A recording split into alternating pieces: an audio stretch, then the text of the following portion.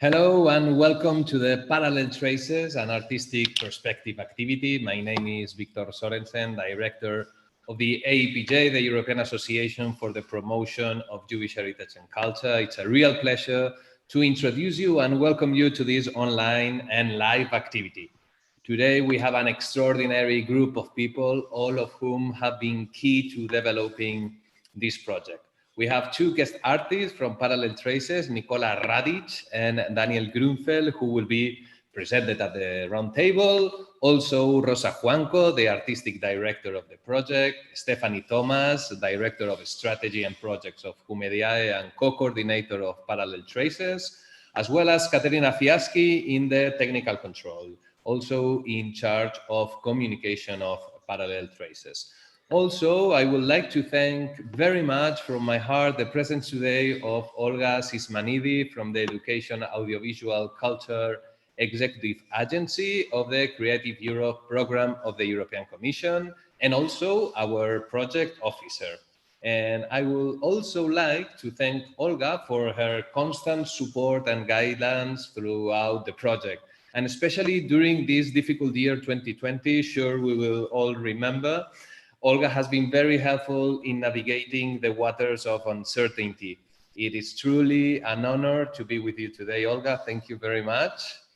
As you know, Parallel Traces, a new lens on Jewish heritage, is a project that creates a bridge between Jewish heritage and audiovisual art in 5 cities: Sighet, Romania, Tbilisi, Georgia, Belgrade, Serbia, Wrocław, Poland, and Girona, Spain.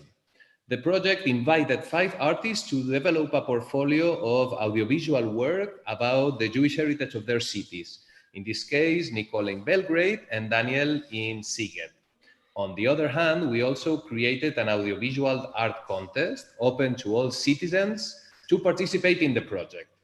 The work of the artists and the winning works of the competition have formed a traveling exhibition that has been touring Europe, with the addition of a mobility plan, where the artists and winners of the competition have participated in the openings of each exhibition, creating a unique dialogue about their work. A mobile application with augmented reality has also been developed, which allows the discovery of these parallel traces of the Jewish heritage in the participating cities. After these 2 years of work, a small reflection on what we have sought to do. The Parallel Traces project has tried to create an approach that seeks to promote cultural diversity in Europe, reflect on what these Jewish heritage sites mean in the past, but also what they mean today and what they can mean in the future.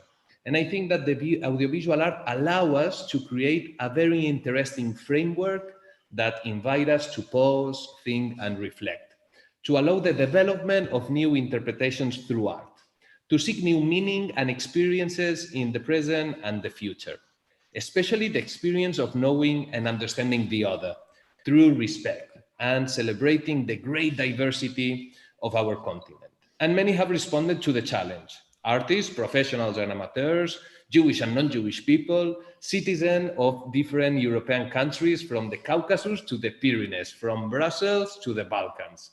All have contributed with a unique perspective in exploring these new meanings, creating new questions offering an original plural perspective through image. To finish, I would like to share the news of the project and how it has been adapted in this year that has been very challenging. Two of our exhibitions, Szeged and Tbilisi, have been affected and had to be postponed due to the health emergency situation, as they were scheduled for March and June 2020. In this month, we have tried to adapt the project to the maximum to these circumstances and also to reinvent ourselves to be able to continue being active.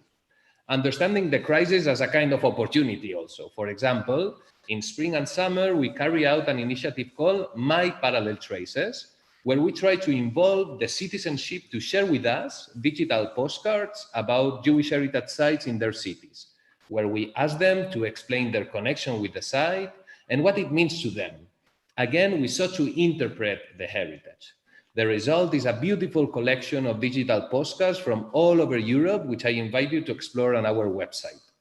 Later in Szeged, we were able to carry out the exhibition. However, we could not implement the artistic mobility plan. So we created an online opening with a documentary video that included a virtual tour of the exhibition, as well as interviews with the artists.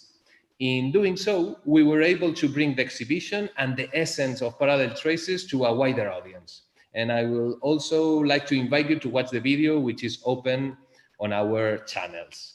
And for the last exhibition in Tbilisi, after more setbacks due to this health crisis, we are working on fitting the exhibition in and closing a project that has allowed us to create a very new and original space, completely new in the field of European Jewish heritage. In order to create this framework and invite European citizens to participate in this open process, this transversal dialogue, there are many people and institutions that have worked intensively, hand in hand, for more than 2 years now. I want to take advantage of this frame to thank, from the most sincere admiration, all my project partners from Comediae, Bente Cajan, Tarbut Foundation, Patronalca Girona, Tashka, Imascono, and Israeli House, with whom I have shared unforgettable moments and also some challenges too. Together, we have learned that a European network is more than a group of people working together. A European network can become a community of ideas and reflection. Thanks again to all who have made this project possible, for allowing the creation of such an extremely rich dialogue, uniting Jewish heritage and audiovisual art. Thank you very much, and now let's get started.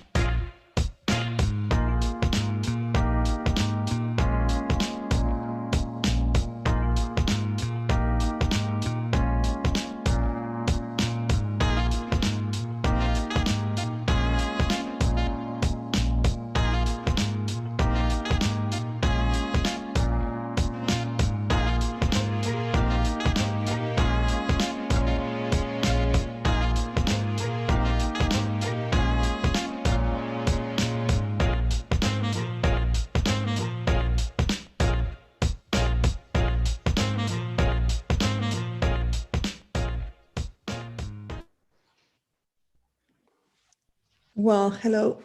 So after this video and after your words, Victor, so I'm going to introduce myself. I'm Rosa Juanco. I'm the art director of Parallel Traces project. And I would like to introduce the guest artist that we have here, Daniel Grunfeld. But well, he's from Germany, but he represents, in this case, Sziget. In Romania, Nicola Radic Lucati from Belgrade in Serbia. And we have still three more. We have Agnieszka Traczewska from Poland. And we have, Wrocław was the city from Poland. And we have Israel Ariño from Girona in Spain, and Dina Oganova from Tbilisi in Georgia. And I don't know, we're going to see probably the one video of Agnieszka to introduce about her work and especially the source of inspiration of the project. Hello everyone. I'm sorry that I can't join today Zoom meeting. I am just finishing my book, A Rekindled Word, the first visual panorama of Hasidim living all over the globe nowadays. However, let me share with you a short feedback of Parallel Traces project. My task was to travel to Wrocław, now Polish city, but before the Second World War, German city, the city of Haskala and Edith Stein, and many fantastic scientists and innovators. The city, which with the Second World War completely lost Jewish identity, not only because there were no Jews anymore, but also because due to communist propaganda, there was also no Jewish history. Everything was to be erased. However, there are many individuals who now are rescuing the memory of multicultural and multinational identity of the place. Bente Kahan, who is a founder of the foundation which managed the fantastic synagogue under the White Stork, or Professor Marcin Wodziński, the head of a Jewish department at Wrocław University. Traveling there, I had the feeling that this Jewish past now again is noticed and gives full inspiration for new generations to make new big things. Thank you for that. Thank you to everybody for participation and cooperation, and all the best. Take care. Okay, so thank you, Agnieszka. Before giving you the floor, Daniel and Nicola, I would like to speak a little bit about Israel and Dina, because they are both giving lessons in the university, so they apologize for not being here. And well, Dina, she's our artist from Tbilisi in Georgia, and her work is always inspired in the city that she belongs. She belongs to Tbilisi, and everything is very involved with. It's a city, a crossroad of a different culture, and well, we can see this reflected in her work. So it's a synagogue, cemetery, architectural details that. It's more a documentary than a promenade, in the case of Israel. And but it's very. I mean, it's Tbilisi. It's a diversity city, and this she reflects very well in her work. This diversity and this architectural. Buildings that are now still living, still part of the city, not as Jewish, sometimes not as a Jewish presence, but yes, as a part of the city itself. And this in the case of Dina. Israel is the artist from Spain, in Girona, and he's a renowned photographer, exhibiting in Spain, in France, in Belgium, Japan. And he decided to present Parallel Traces work in a different way. So he made a project itself called Las Pedras o Saben Tot, the stones knows everything. And his project is about an imaginary promenade around the neighborhood El Cal in Girona. It's the Jewish quarter. It's a well-preserved Jewish quarter, probably the best in Europe. And well, he proposes a trip all around this Jewish quarter where the people used to live centuries ago, but are still living and still there. So the stones speaks is like a metaphor of time passing in this city. And it's a very emotional work and has a very poetical work. And as you can see, if you visit the website, you will see all the photographs, and you will see the resemblance with the work of Daniel and Nicole as well. And then let me introduce you Daniel Grenfell, and well, speaks about if you can speak about your work in Parallel Traces. Sure. I just wanted to know maybe that while I do live in Germany, I am actually from Transylvania, not so far from Sziget, actually. It's like about 2 hours away. But even though it's just maybe geographically not far, it's still, there's a mountain range, like a part of the Carpathian Mountains between where I'm from and Sziget. And so it's still quite remote somehow. So I've been to Sziget only once before, about a year before I got to do the Parallel Traces project there, and it kind of immediately captures your imagination, because you kind of pass all these like mountains and valleys to get there. And then suddenly there's like this like little town like surrounded by these rivers, and so it's quite a kind of impressive place in itself. And I guess, yeah, as you said, Rosa, like the work was kind of like maybe like a travel diary of me discovering the city and discovering these specific Jewish places that many times I got to realize that there were Jewish places just by stories that people told me, like, but sometimes there were also like parts in the architecture, like those columns that were leftovers from the synagogue, from one of the synagogues of Sziget. Or here in this picture that we see now, there's actually Magen David inside that alleyway through the door. There, like in the concrete of the ground, there are still some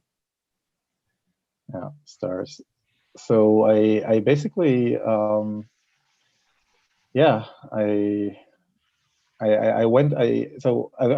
been in Sziget. I stayed there for about almost 2 months, I think, like 6 weeks or so. And kind of did a lot of research in various directions, really. And then kept going to like certain spots that I kind of started connecting to in a way. And that's where I eventually ended up taking these long exposure pictures. So it's actually like a combination of multiple exposures and long exposures, all done on the spot, like in the camera. It's quite amazing that digital cameras can do that. I mean, analog cameras can do that as well. So it's kind of like something about photography that is amazing, that it can condense time in this way. And that was, in the same time, like something I wanted to not play around with, but kind of use as part of the expression of these images, because they, how should I say, like they kind of, I was kind of, if you can imagine me standing there with this like tripod, because you need to do it like with, and it's like, and it's very stationary. It's like throwing an anchor, and like you cannot move anything. And then you press this button, and then you just like wait. and then there's this like kind of like silent moment where you just wait and things just move in front of the camera, and it's all kind of, it's an actual, suddenly an actual the image is an actual physical trace of whatever happened there in that specific moment in time. And it doesn't matter whether it's like analog or digital, it's like there you really create this connection. It's like an actual connection, which I think is, so it's not just like a representation of something, it's you actually carry something with it. And that's kind of what I intended maybe to do with these pictures, to like really take these moments and kind of connect them to their, how should I say, like, yeah, their Jewish past that has kind of passed through that space. So you see the people passing there, and you see these like the stones kind of being, yeah, like not moving. You see like in the picture of the orchard, you see like just a slight movement of trees, which is like on a different kind of time scale. So yeah, that's what I was interested in, I think. And in the same time, I wrote a few things to each picture. So the fact that you were immersed in Sziget during this 6 week influenced a lot of your work, in this kind of work. Yeah, that's right. At the end, it's kind of like my conversation with the city that I'm trying to share. Yeah. So no, it's true that it's a lovely work. I love it. Yeah. I think this passing of time is very, very visible, very, very touchable. Thanks. Okay, so Nicola, tell us about you. Oh, about Coming myself. from you new to no. Well, Nicola is the artist from Belgrade in Serbia. I'm from Belgrade, yes. Yeah, and well, I would like you to answer the same question. So, what's your source of inspiration in this project?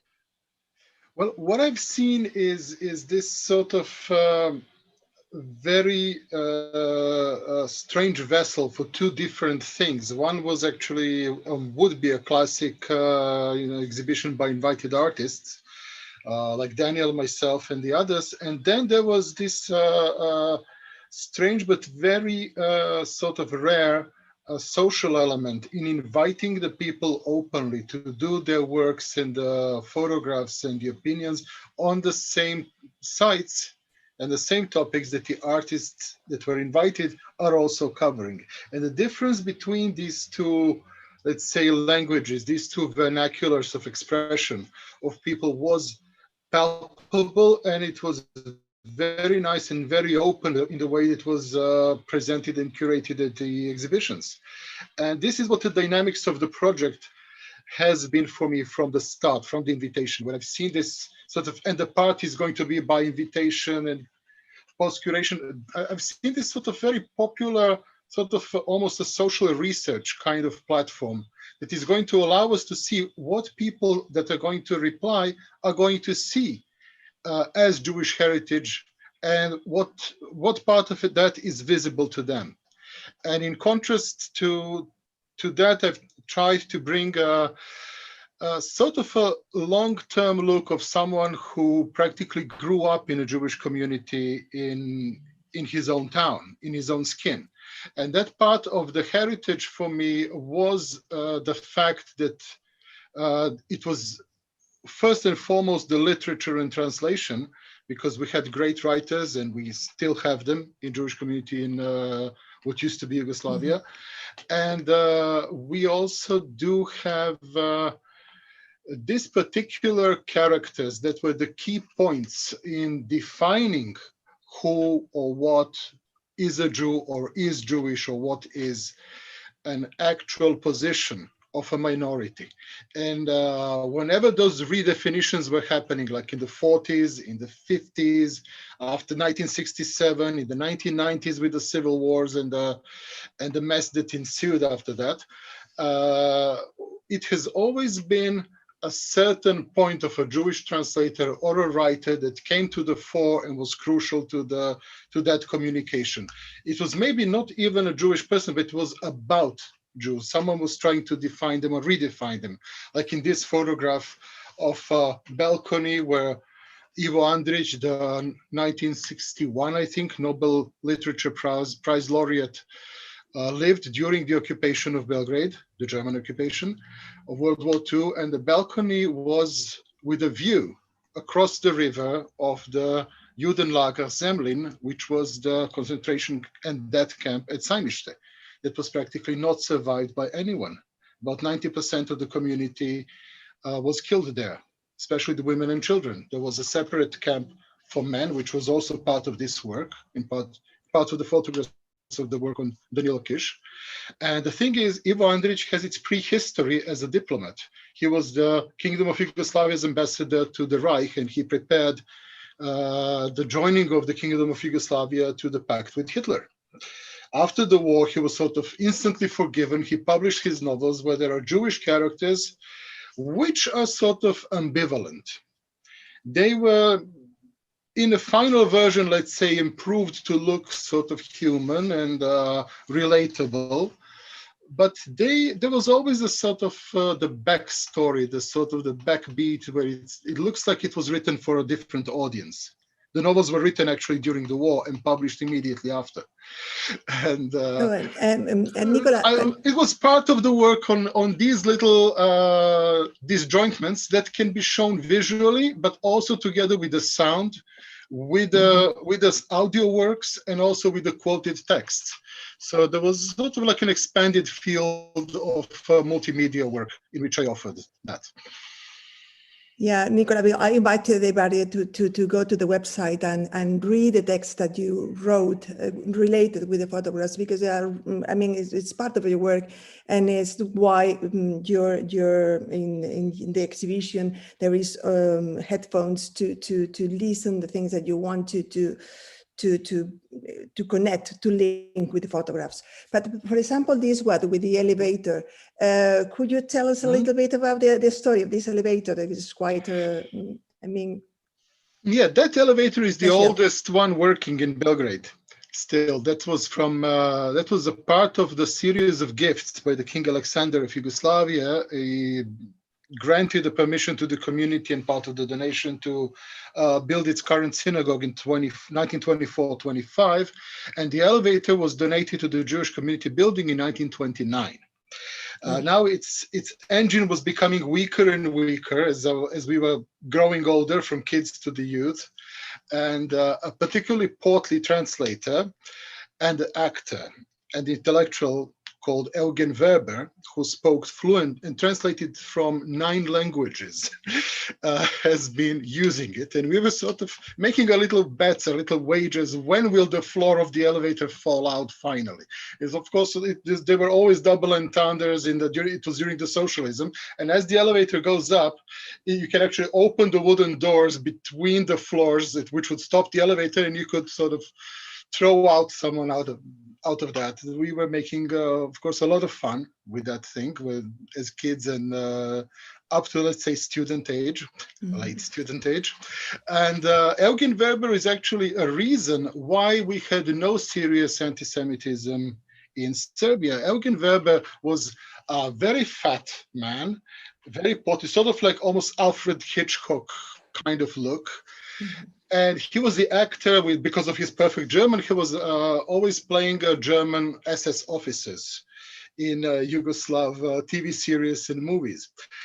He was quite famous for that and was ridiculed by the kids in the streets. Well, that man chose to translate Talmud to Serbo-Croatian. It was published at the end of 1970s, and in the middle of socialist Central Europe, you could, in the end of 1970s and beginning of the 80s, go into any bookshop, get yourself a copy of perfectly translated Talmud, and also Gershom Scholem's Kabbalah, and a lot of key texts on Judaism. And if you were, let's say, studying humanities, let's say history of art or literature or anything else, he would be one of the cornerstones of what would be Yugoslav culture of a country of 22 million people, which was on the map, absolutely. Then the Sarajevo Jewish community made a phototype copy of an edition of Sarajevo Haggadah, the medieval text. And the Jewish culture was quite present also as heritage because it was chosen and curated by him, parallel to the modern writers such as Danilo Kish, David El-Bahari, Philip David, and others. David El-Bahari and Philip David are still active. And Danilo Kish, So, of course, passed away, Nicola. but they're all with us. Okay, Nicola, so what I want because, well, with you, we can be hours speaking about the history or each one of the photographs. What I want to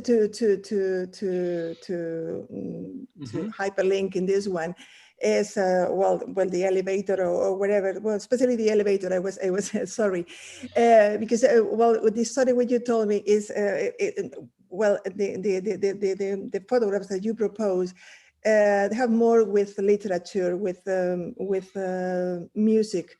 In this case, with the sound of this elevator, that there is still being the same sound that the Jews who were living there here and the people that are living now, that are completely different, non-Jewish probably, but the sound is still the same. This mechanism is still the same. So that's why this is part of the parallel traces, and I think you understood in that sense, Yes, in the course. sense of the music of literature and it's the same steps of the same people in the same places. The houses, the little houses across from the where Topolsky Shupe camp for men and forced labor, and then for their extermination for the Jews and the Roma.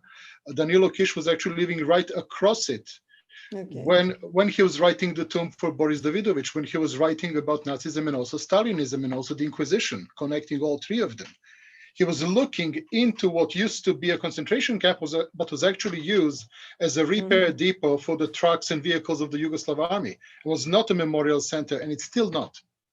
Okay. It was simply a place where 15,000 to 50,000 football fans are going every weekend to follow the football games today, as they did so during the occupation.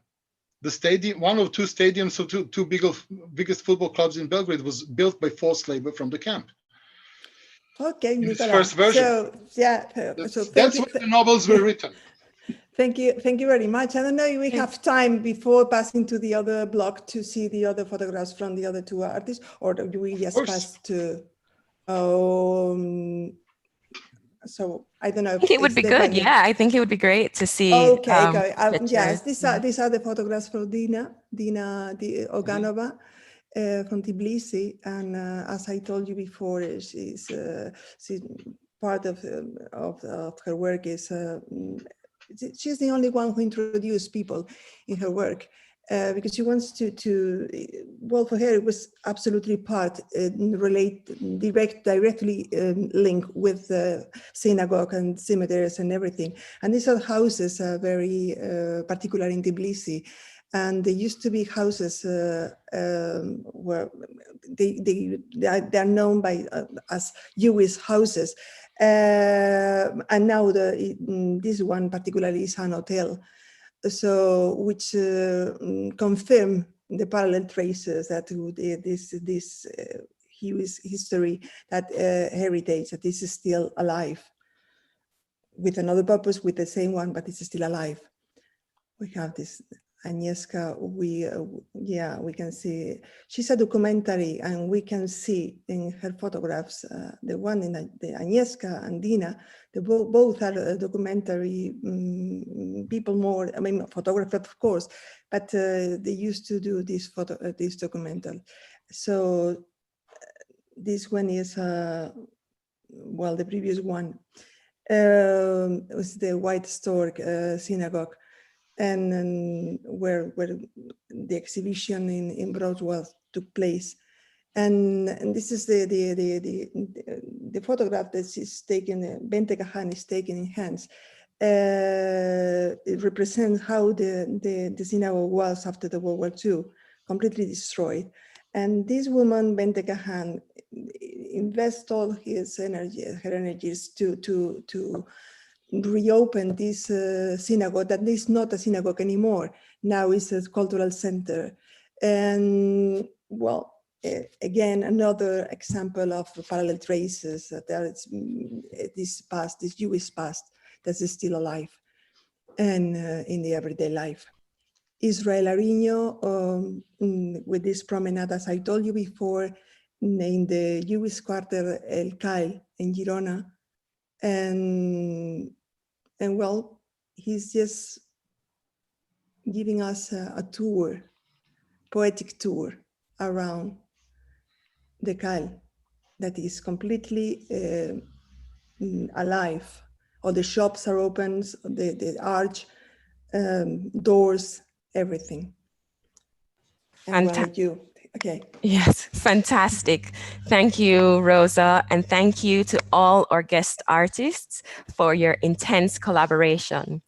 The works have given us all new perspectives on unearthing elements of Jewish cultural heritage in urban architecture. I'm Stephanie Thomas from Comediae and co-coordinator of the Parallel Traces project. It is my pleasure to now ask our artistic director, Rosa, who was actually one of the initial conceptualizers of this project, a few questions about her own process. So Rosa, when conceptualizing the project, what was your inspiration for integrating the audiovisual elements into the methodology? Well, the subtitle of the project is the answer to your question. So it's Parallel Traces, a new lens on Jewish heritage. And this is exactly the answer. So when I was thinking about the main idea of the project, the Jewish presence in the spaces of everyday life, I realized that we have to use a new language to communicate communicate parallel traces, to communicate that that the Jewish citizen, well, Jewish heritage is part of, is not a story of the past, is today, and still it is in our cities and in Europe. So, now we have to use new tools to communicate this. We have to use the tools that we have, we all use every day. So video, Instagram, photographs. We are all photographs now with our phones, and we have to use this to communicate. So we have to do it through images. And this is the important, the ingredient, the audiovisual ingredient in this project is exactly this. Involves photography, video, augmented reality. Well, this augmented reality, this is the only thing that we have no time to see deeply. But in every city, we have a tour, an augmented reality tour with the highlights of Jewish heritage. And then, apart from that, I would like to say that there is something that is it's visible, and that we managed to produce a catalog with all the information, because once the project is over, this is the way to have a testimony of what we did, and all the photographs and all all the activities. And also, so this is, as you can see, we have all the audiovisual elements in this project. Excellent, thank you. And what would you say has been your most impactful artistic moment? Or if you want to share a few impactful artistic moments throughout the process of working with the guest artists and throughout being a part of the jury? Yeah, well, it's true. When you start a project like this, at least when an European project, with voices coming from Spain, from Belgrade, from Serbia, from Georgia, from Poland, from Romania, from east, west, north, south. So it's a little bit scary. So because you have no idea what it's going to be after. So you have all the purposes are there, all your ideas, but you never know, because each one has studied in a different school. So, and what surprised me the most in this during this project were the the common points, the links between the artists. So we did not choose the guest artists, by the way, did not choose the guest artists by the similarities. But well, after the project, we see that we do find these similarities. So there is similarity between the portfolio of Daniel and the portfolio of Israel. There is a lot of similarity. So it can be interchanged. So Israel could be the artist from Romania, and Daniel could be the artist from Girona. Nicola has as well very common with them. The two girls, two females, they both are more into the documentary, but this was absolutely unexpected. So and this common links, as I told you, this is the thing that it surprised me the most. Yeah. And if I have to speak about the contest, in all the participants, we were talking with discussing when we were in the jury with Victor, and say, well, before this receiving any response, and say, well, if they don't understand what we want in this contest, but absolutely they understood perfectly what we want and what we were looking for, and the contest was absolutely a success, because we received a lot of responses with they were in the same line, and they understood perfectly that this Jewish heritage is not a question of the past. This is still alive. It is still part of our common house, Europe. Thank you, Rosa. You've painted a beautiful picture there. And again, I'm very happy that we have our project officer, Olga, with us. And before heading into a more interactive portion of this discussion, I'd just like to take this opportunity to ask Olga, at this time when so much has evolved given the global pandemic caused by COVID-19, a time when knowing and understanding the other is so important and our interconnection is ever present, how do you see the future of projects such as Parallel Traces, a project that produces original audiovisual material within the European landscape and beyond? Well, thank you very much for the question. And I'm very happy that I am your contact point in the agency, and they're following you up with this very, very rich and interesting project dealing with the Jewish heritage, history, and culture, and spread all this rich past, which is common, which I very much appreciate what Rosa said, that there are common elements between the artists. So the future, I don't have a magic solution or a magic answer or one answer that fits all. I think that this is something that it is a common question for all of us, a common challenge and an opportunity. But already from what I heard, and the richness of the project is so much, so I have tried to assimilate the maximum that I could. But I can see already that you have adapted. Initially, the aim of the project and the concept, and very well done, Rosa, congratulations. It was about mixing history, tradition, heritage with audiovisual and make it travel through the human ingenuity and creativity to the public. And also I have seen that from what I hear now that you have already developed digital tools. You have an app. I am very interested to see what is this the AR tool that you mentioned about. So already I have the feeling that you are responding to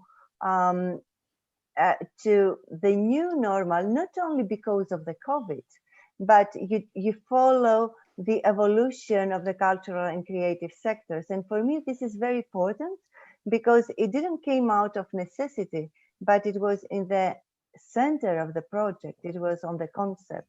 and I very much appreciate it. The future now, I think it is up for grabs, as they say. There are too many opportunities with digital, and I believe that the richness of Jewish heritage and the common elements, which we already seen across the 5 countries and towns, it can be enlarged. It can be more like a service to the people, remind them of the past, reviving the past, but as well as living the current state of affairs in each country. So I see it more on the digital side, because this is the period that we are going through. But of course, it is, for me, it is also important to maintain what it is relevant from the old normal, if you allow me to say something like that. So meaning that we have seen that during these COVID days that it is important that we maintain the human interaction to the extent that it is possible. But maybe what we need to see is to look forward, to look for more sustainable solutions where not even a pandemic will stop us from diffusing our culture and parallel traces. But very well done overall. Thank you. Excellent. So I invite everyone to start a broader discussion. Victor, Rosa, over to you. So who's going to start? Well,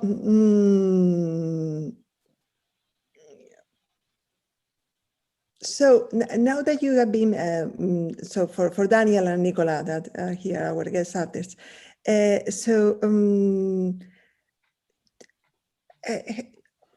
you seen similarities, connections with the artists, with the other artists? Did you find your work connected with the others? Daniel, do you want to go first? Yeah, well, do whatever. Thanks. I mean, the topic was kind of pre-given, right? Like, so it was about kind of urban, like Jewish heritage traces in the urban environment. So I mean, that already kind of gives you a direction, kind of a broad direction at least. Have I seen connections? No. You don't. It's funny because I found it. I found that you have a lot of connections. Yeah. I did think that that each of us really approached it kind of quite individually. I mean, apart from like the topic that was common. But maybe you can. Maybe if you could explain a bit more, maybe it's quite interesting to hear maybe what the connections are that you see. Yeah. Well, as I told you before, for me it would be you could have done the work of Israel in Girona, being there, doing this promenade and going around and doing exactly the same kind of work, and vice versa. So this is a. Okay, I think though, like as you said, like Israel approached it like very kind of poetically in a way that he was kind of really, you can kind of go through his pictures and they kind of like take you through this, like you see that it's like also one area, right? And you kind of feel like in a certain space that he takes you through his like specific way of looking at it, which is really nice and beautiful and amazing.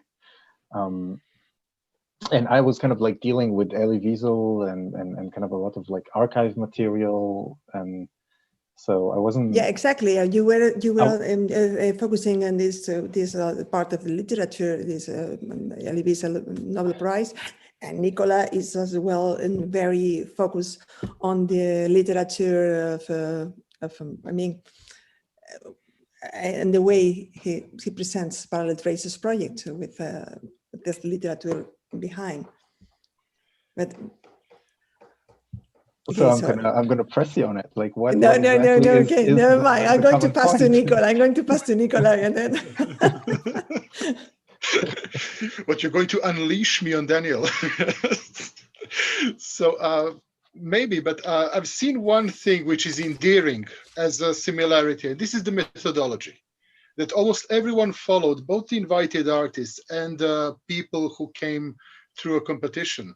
And this is the flânerie, in the very best tradition of Walter Benjamin's walks through Europe, through European cities, through Marseille.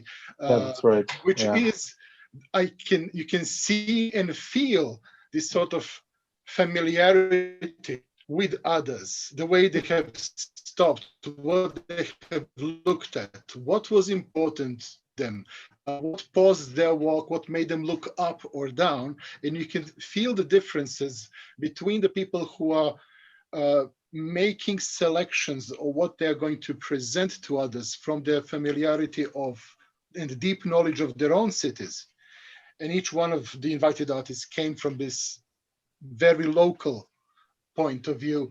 And as opposed to all kinds of people, many of them not Jewish, who are sort of seeing this competition and they're looking at, oh, what's visible to me in that Jewish heritage, and what little do I know of it, or do I know a lot?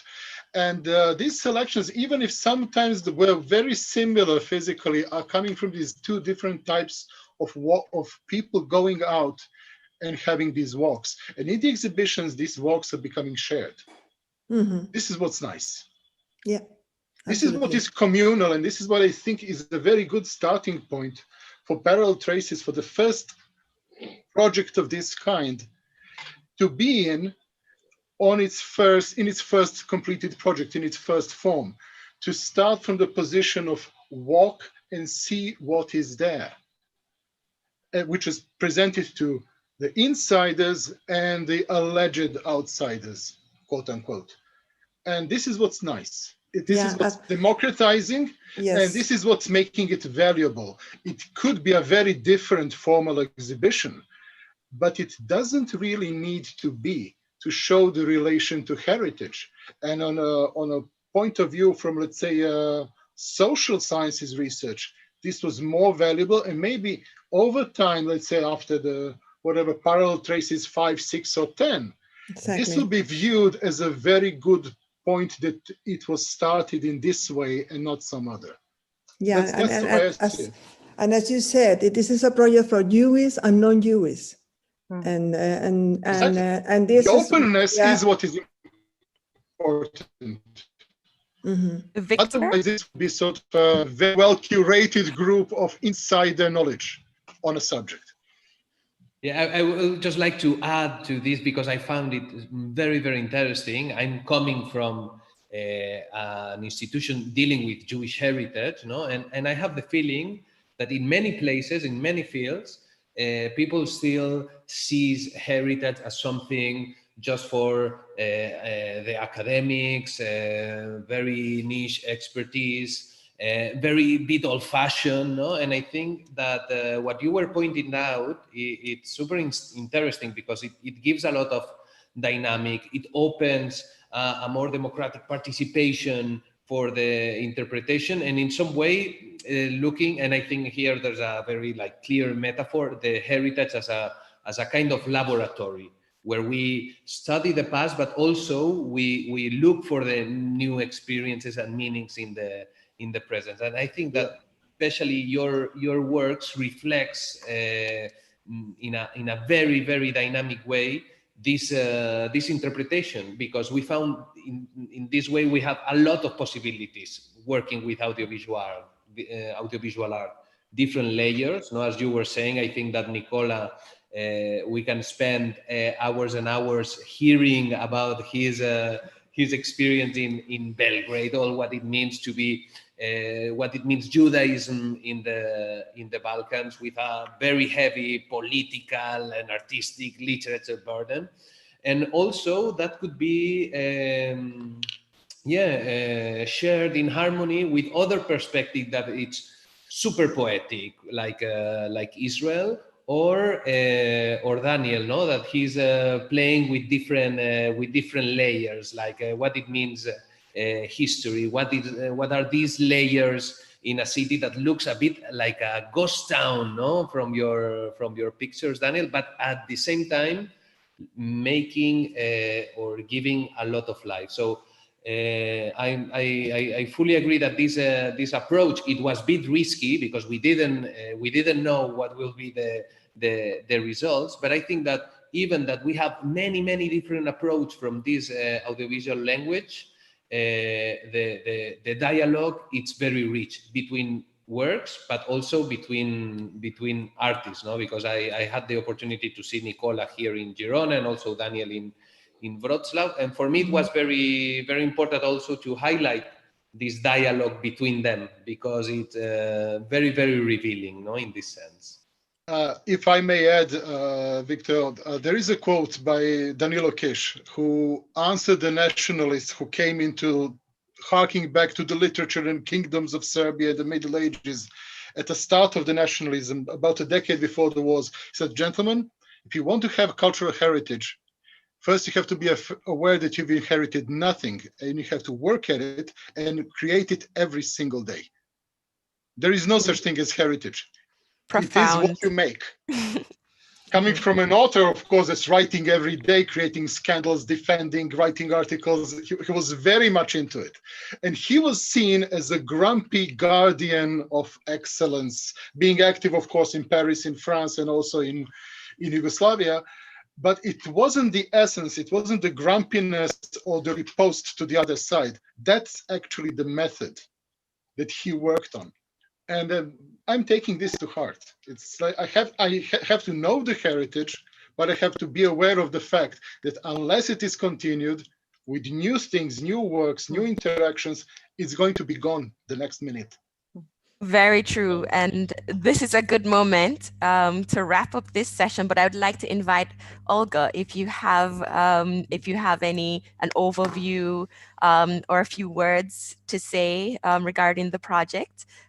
We would love to hear from you again, and then to invite Victor to bring this session together and to really send us off with beautiful memories of our discussions, which will no doubt reemerge Parallel Traces 2, 3, 4, and 10.